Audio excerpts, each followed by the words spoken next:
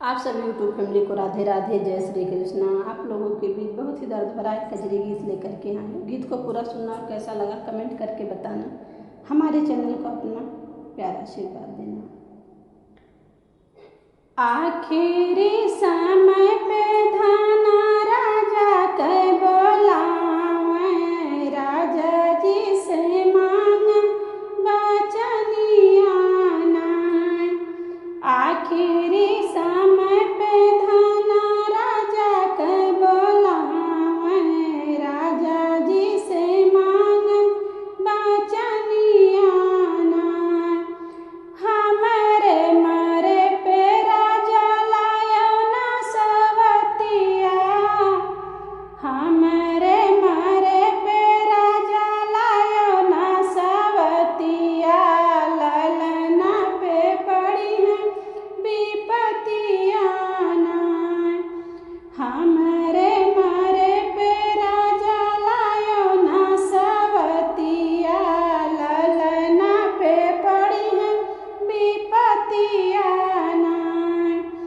आखिरी समय पे धना राजा के बोलावे, राजा जी से मांग बचनिया ना। धना के कहल पियाय कहू न माने, धना के कहल पियाय कहू न माने। कैली है दूसर बियाहवा ना, कैली है दूसर बियाहवा ना।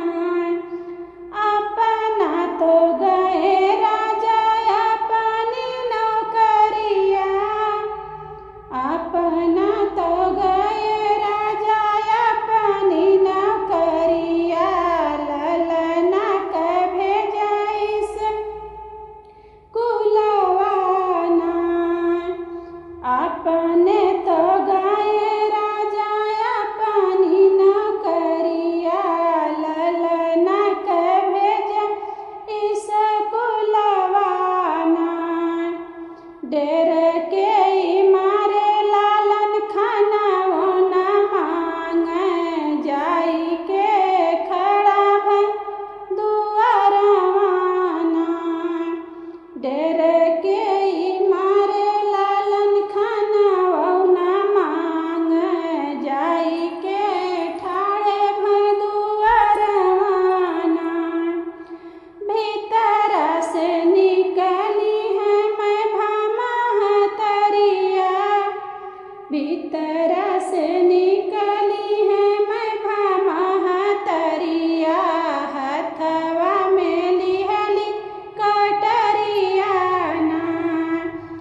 एक हाथे पापिन मुड़ावा जे पकड़े, दूजे हाथे कटगर दनवा ना। दूजे